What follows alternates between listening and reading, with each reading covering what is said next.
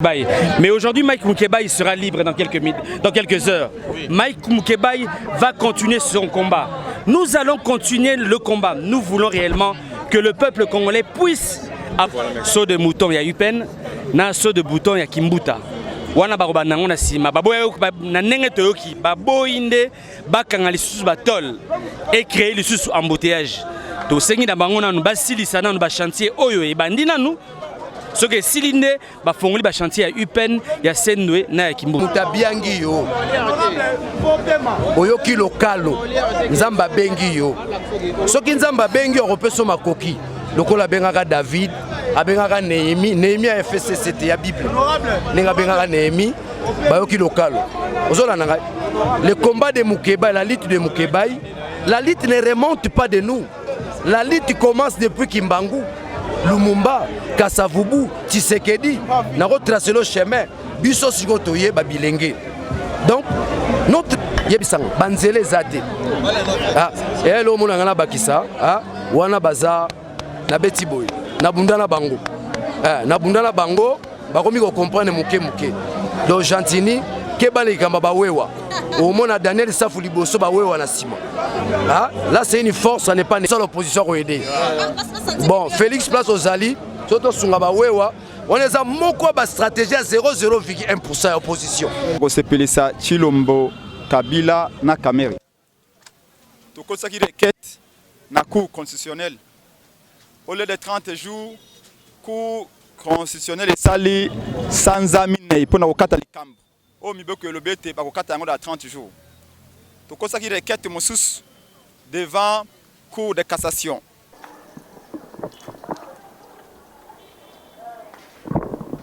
Mingi boko tuna mwana na moto asokoli maboko na etina nini mwana na moto asokoli maboko pour asabonner malamu.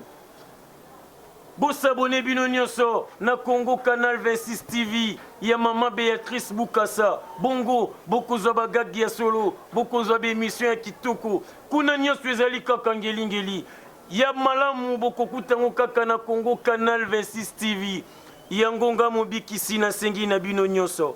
Bo s'abonner pamba teta tape ya kopambola bino lisapi yangoyo s'abonner. Si Balanino sur Congo Canal 26, la chaîne internationale, chaîne Bemoko internationale, quand tu es bien les Alrazalaka, baso kota baso luka quand tu bien la bino kenda ni wana boko dinda. Bomo ni ka crime moko ma Béatrice Bukasala unta maman beti ndenge bodindi, babi masuwa e pantana ki yango moko. Babi biso no sele de ça na kata prison ya makala na kata Selemba ou to yebe ça na Selemba commune na Selemba. To yebongo ko zwa honorable Mike Moukebaye o bakanga soki depuis les années balobi lelo de libération honorable Mike Moukebaye. Na kata ko canal 26 ba bonné nion so ko na 26 ba fa nion so ko na 26 to la ne to la sabino événement ndenge sali. To yebi na nouté déjà to comme déjà presque ba 14 heures. Mais ba ki a 12 heures. Si c'est 14 heures, tout le monde qui est peuple est comme déjà dans le mouvement, bah ça comprend que Mike Moukebaye, honorable, Orobimate, bah quand tu vas repérer ça, accepter. Donc tu éviter ne te saboter, bah non malé, mais mettre au chité la binosima, tout là non événement de Zoleka, mbo, il passe à boire quand on est filmé, tout à bien dingue filmé Zoleka.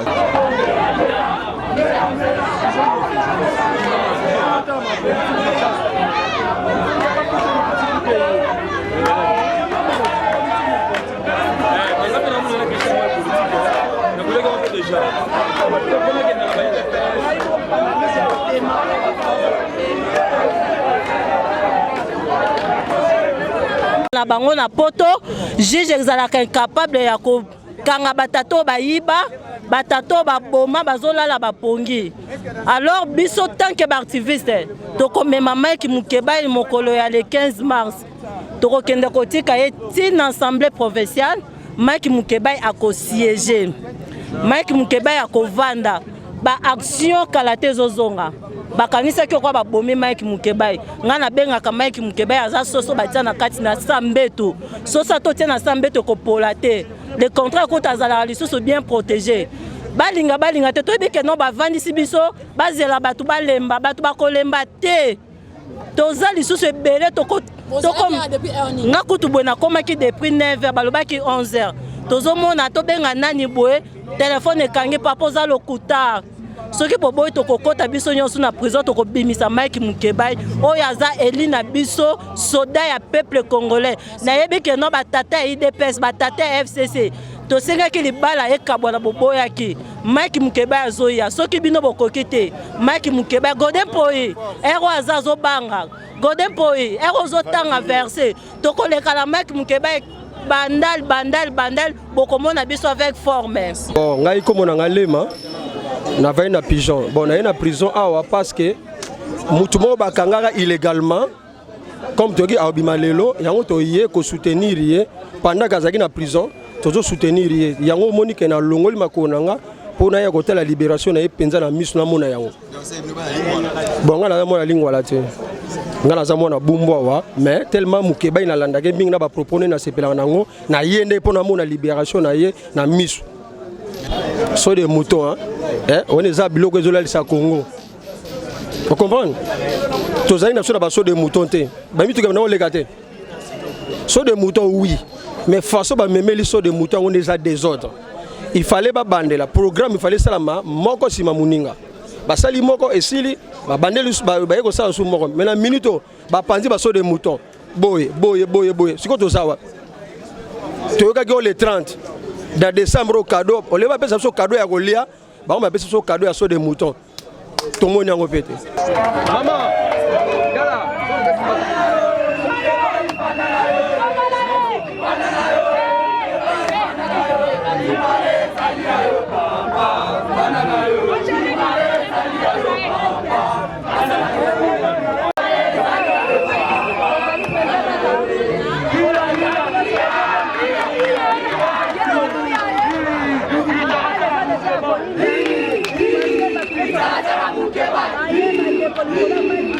Jouer internet, oh butu moi, bobundaki, surtout ba matatiana, ba muna, ba non tikanga ba Martin Fayulu wana. Dans le peuple azali à Martin Fayulu la télé wate. Luté ba moi c'était ba salini. Basali nini? Ngai oyo nana la mukate. Na kuna te. Ngai mosai na nzambi na ndimi ko sakre ba mwana mboka. Non, plein quel plein. Hein? Mais ce plein, on peut plein plein. Et ça bangote. Ce que l'homme Mike Abimi, grâce Nabino, na population, ne pas dire Mike. Yo tu na quatre connaître qu'il y a mokaza motivé. Azaka ne lamba na ye wana ya prison. Ne la ti lamba musu. Ala di costume, chemise ya pembe, chemise ya pembe, ala di pe veste. Ozomona, ala di pe veste. Mais azali, azana courage et puis na la qui est peuple, bazali banda. Merci. Ok, merci beaucoup. Fayulu asali nyonso, Fayulu atindaka ba Nico Maelenge, Fayulu azotinda ba Drier, Fayulu azosala ebele. Tosiliki po oyo individu moko boye, kote awutele ezante, ntango Martin azobinda, mpona vérité des urnes, mpona Martin. Voilà. Martin Fayulu baza bato oyo bakontribue mpona Mike Mukebai abima. Baza bato batie ba moyen na bango en jeu. Baza bato batie ba moyen na bango en jeu. Pona baza bato batie ba moyen na bango en jeu. Pona Mike Mukebai abima. Toko mimize ete toko lo ba Martin te pona Martin Fayulu. Parce que Martin Fayulu abimisi ba mongo na ye. Na def musique ba bimisi ba mongo na bango ba contribuer pona sortir ya Mike Mukebai. Aza président élu par peuple. Na bino ba faux pasteur. Pasteur ango amonani lelo. Tango mwasi Mukebai azoya kolela chaque jour et pas Fayulu. Yé pasteur wana zalaki wapi? Est-ce que Mukebai soi-disant pasteur.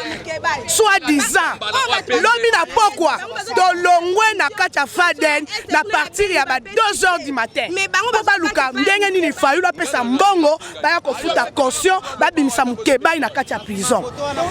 Population nyonso ozomona oyo eza population oyo ya président élu Martin Fayulu apesi mbongo eza tu ba faux pasteur bazo oyesa bino te presse bozala miso ofongwana bino nde boza libre bozala vraiment miso ofongwa bakosa bino te ba ennemi du peuple baza mingi bako bima bato bako tuna ngai mituna soki ndeko Mukebai soki abima ko lobate bako mikosa etumande ko ya makasi elombe mobali wana abanga kate. Mukebai en tant que vrai député national a dit clairement que je vais entrer en prison, mais je sortirai.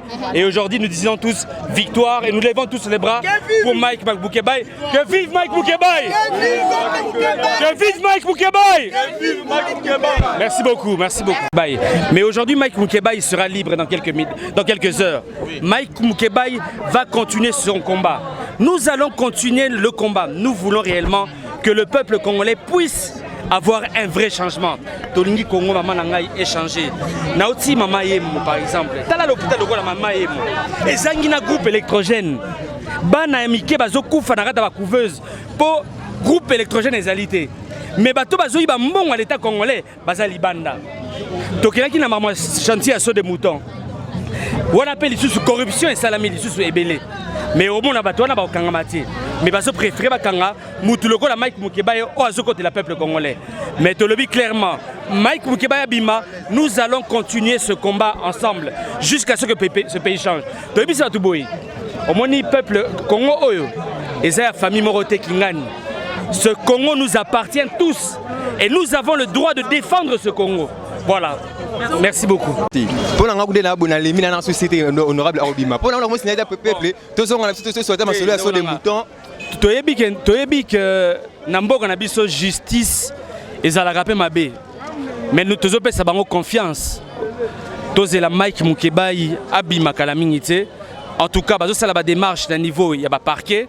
Si tout va bien, Mike Moukebaye akobima dans 1 heure ou 2. En tout cas, je pense qu'Arobima. Oui. À propos, il y a saut de mouton où il y a triomphal. Ouais. Attends, trace exacte. Attends, moi, les boulous. Exact. Mais Balobi, il paraît qu'il y a place sur bon et Bima. Oui, donc. Ezali, saut de mouton, Misato et Salamina noté. Saut de mouton où il y a Sendoué, aux Obenga triomphal. Saut de mouton, il y a Upen. Na saut de mouton, il y a Kimbuta.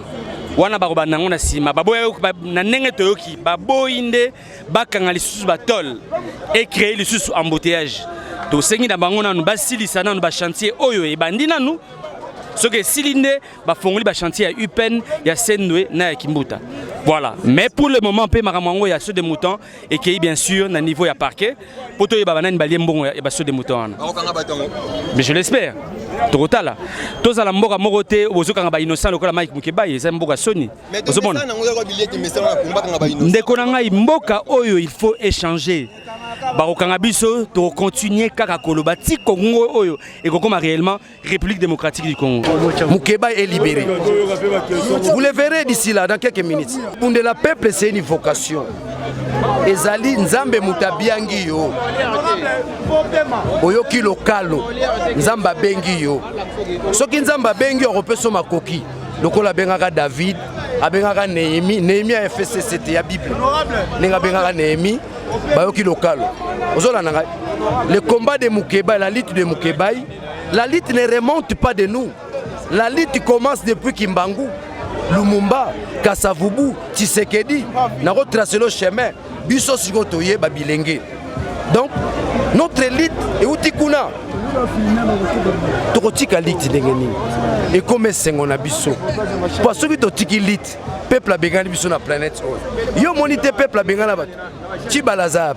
Allons la planète Terre. Peuple a bengana e. Akoma na Mars.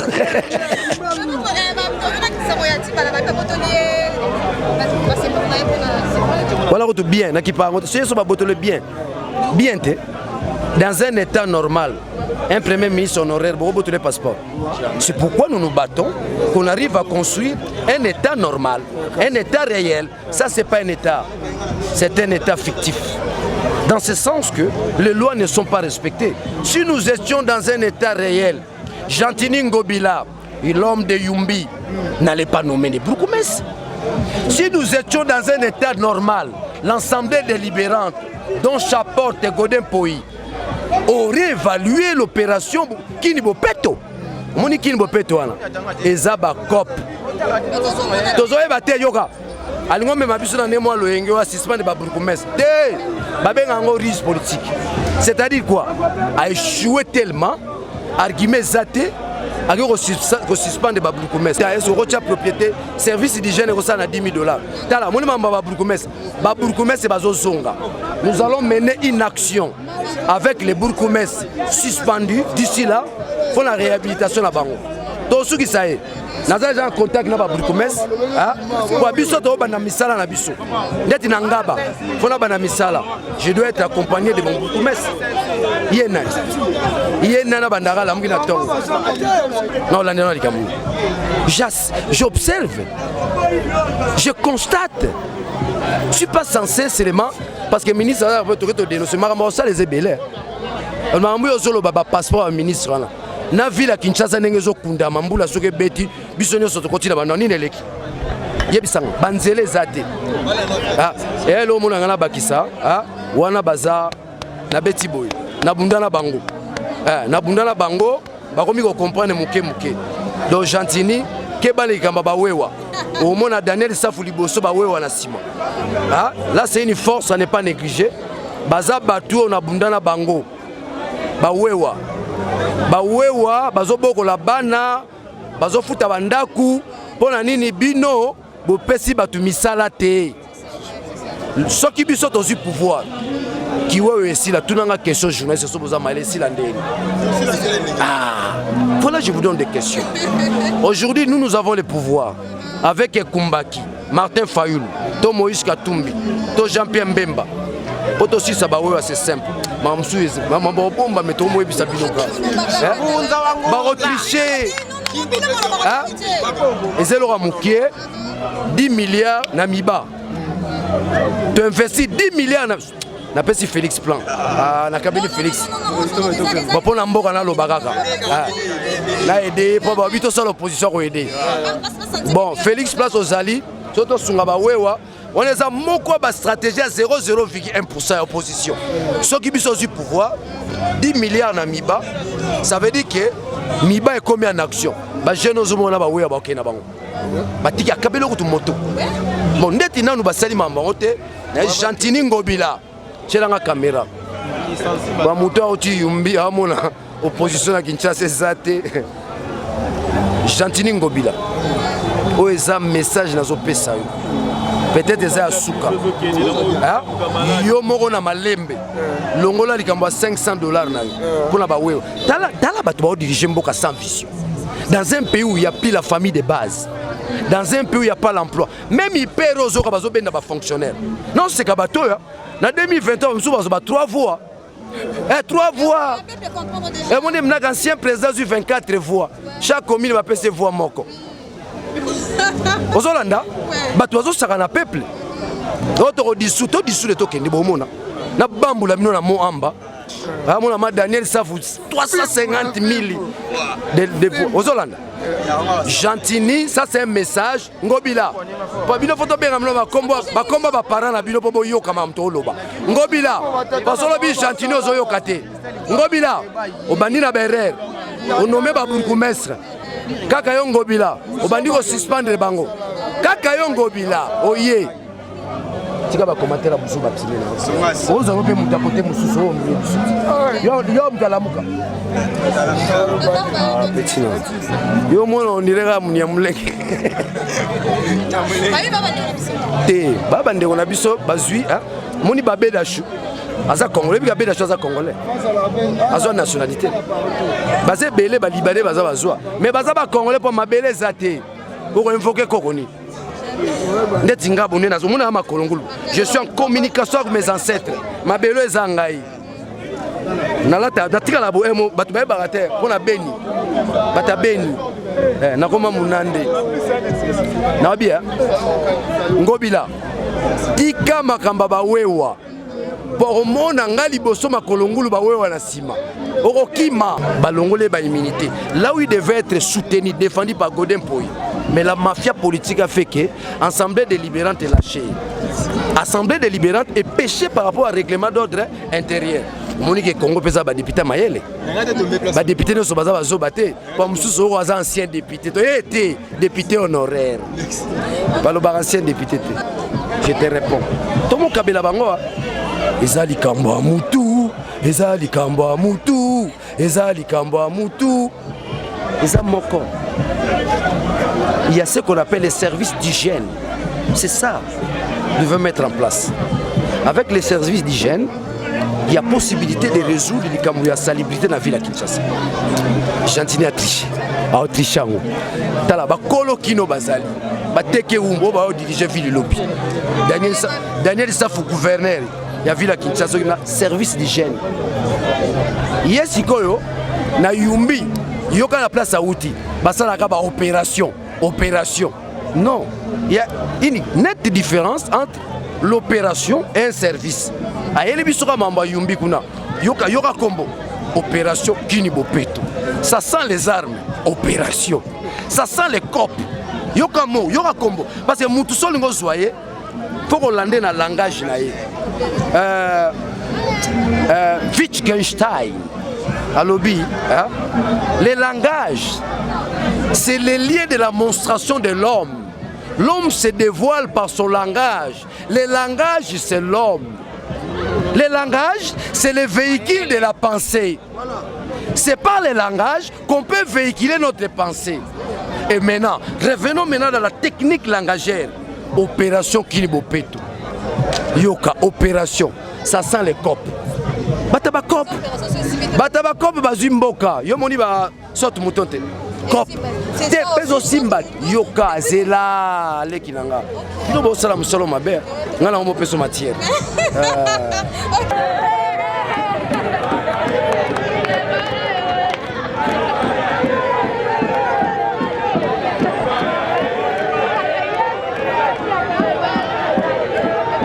Mboka Mike, justement. Et là, on va alors, si on continue. Tango. Kana. Il y a ça mon saut.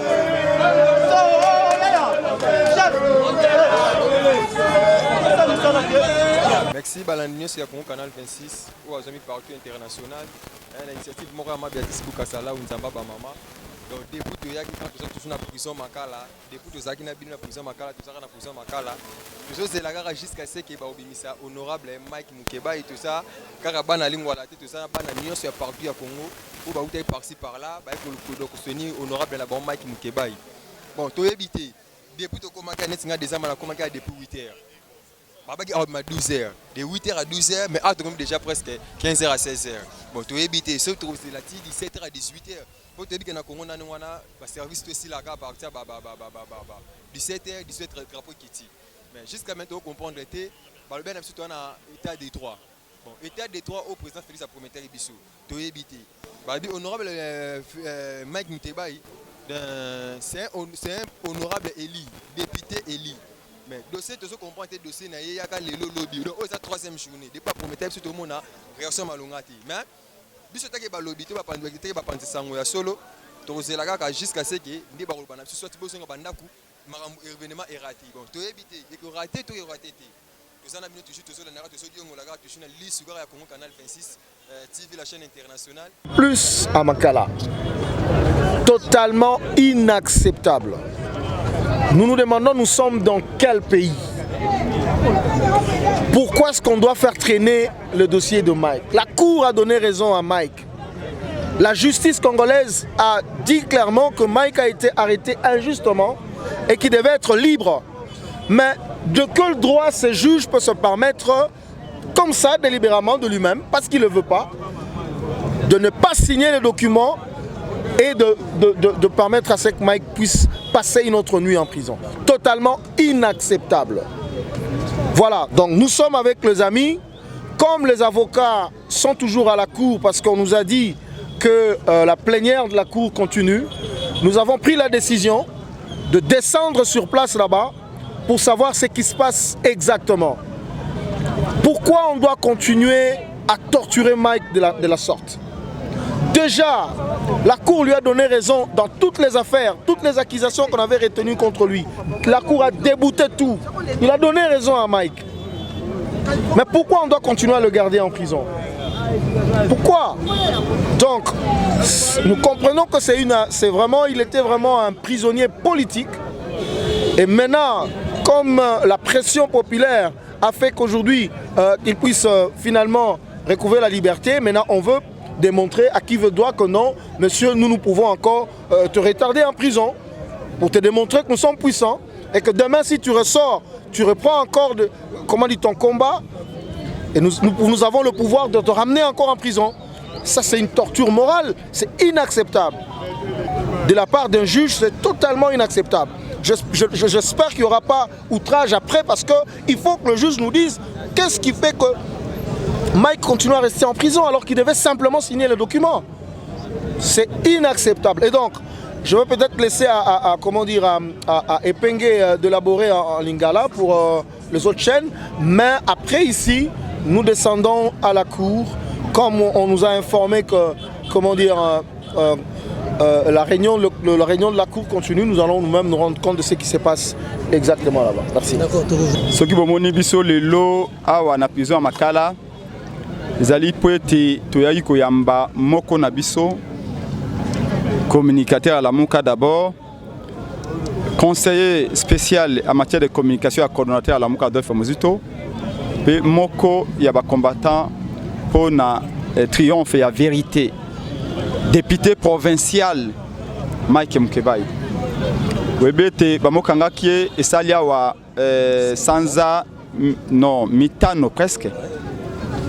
Sans raison à la soviétique. Pour nakaka ko sepelisa Chilombo Kabila na Kameri. Tokosa ki requête na cour constitutionnelle.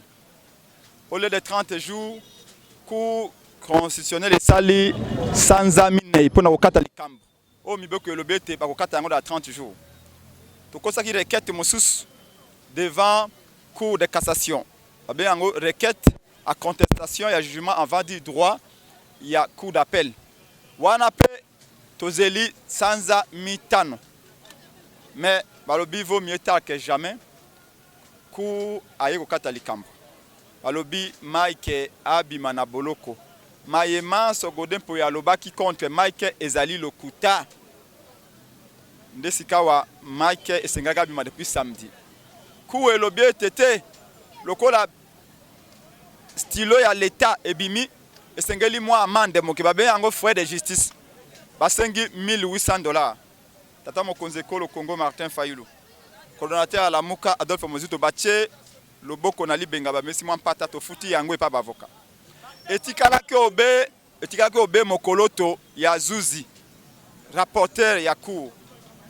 Comment est-ce que c'est? Wipa. Procédure bandaki uta samedi.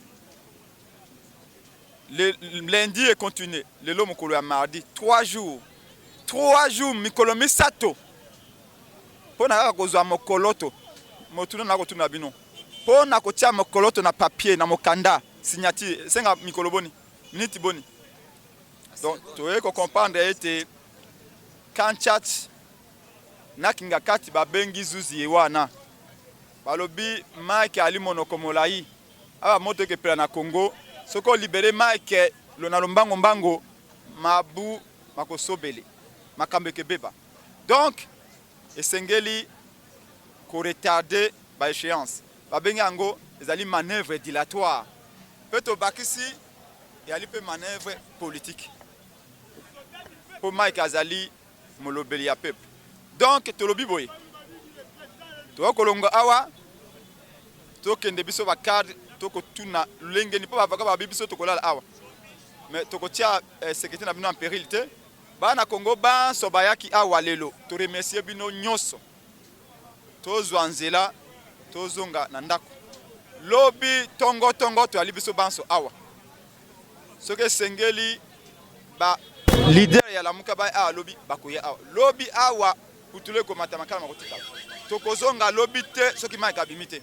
Mais tokolongo awa biso ba cadre tokende mamoke na cour constitutionnel toyeba pona nini zuzi yewana aboyi ko signer ko tia mokoloto na mokanda. Mbongo topesi Manso basenga ki topesi pour nani Mike abimite.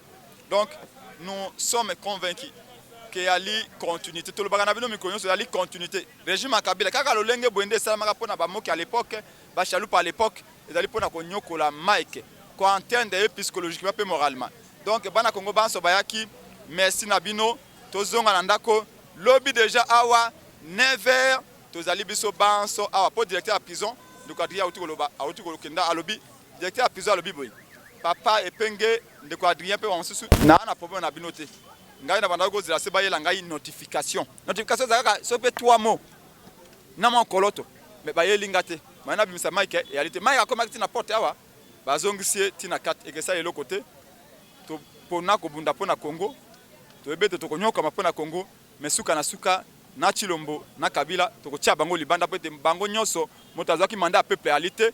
Yango ba konyoka la peuple. Peut pas connu qu'on va représenter le peuple. Donc pour les journalistes, lobby peut être ça la réunion pour Nabino Banso, pour aussi faire déclaration lobby donc Bino Banso, beaucoup de madame lobby en tout cas tout le monde en Nabino de manière officielle pour nous aussi ça peut marquer Nabino, n'attendez Bino autour. Eh bien voilà tous nos téléspectateurs, il y a Congo Canal 26, la chaîne Bemoko International, PSM sub courage makasi. Na kombo ya ma Béatrice Bukasala unzamba ba mama nzambe opena so pesa makambu mais ozo promettre pena ba maramde zo sala sala kaka na ozala ingrate pona ko encourager ba o ba soutenir nga de plus po boye ba maramde zo likana mboka ko bana die Lorna li passe Ariel Benazo sans oublier ma petite sœur nde sala kaka Benz Benedict la Queen na niveau États-Unis bilimo bomoni maramde to za na prison makala ndenge maramto bandaki depuis 8h si ba promettre biso ko ma 12h et l'équipe 12h 15h to komi 17h to moke de ba 18h déjà pour na tout ça na biso Mike Mukebe honorable abimité donc obima na été ça pena que raison que ba lobby Paris trique kinga kati nde bengi nde to ga toujours penga to lo ba honorable kinga kati bengi quand kokolokuna na base ya Fatiti Tshisekedi Tshilombo ba bengi ba lobby Mike Mukebe honorable abima ezati bon awa ne ba bexi biso ba journaliste lobby to ça sous awa na 9h to continuer musala bon to ebité est-ce que lobby ngone Mike Mukebe ko bima to ebité donc ba question to poser biso na bino na musala to sala bino te ke biso ba travailler na bino to mesana papa na sa mange longa na okito musala ndima osala bino toujours ya politique ko sami ba makambo zo likana ta Congo est-ce que ndenge to yokana ki pena ke na Congo il paraît que to zona nu mboka na biso to même on na ndenge moko elongo bani to nga mboka na biso boy na ben justice oyo est-ce que open justice à Congo est-ce que pesa mbola boy to yebité Mike Mukeba tout la procédure na yi nde basolo bakune pa asale lokoti mais mundu asale lokoti pona ko bimise mbala moko ezo senga nini balobi signature parce que na quelques secondes mais oya Mike Mukeba to yebité sezo senga baso ba encre rouge so baso ni to yebité donc poto sala na mukuse ma Béatrice Bukasala unzamba ba mama musa to ko sala yango boy ba ke lelo o to sali bongo mardi Mike Mukeba abimi peka raté to comment chiter pour la journée à lobby to tibot kala toujours né ça la toujours dans bye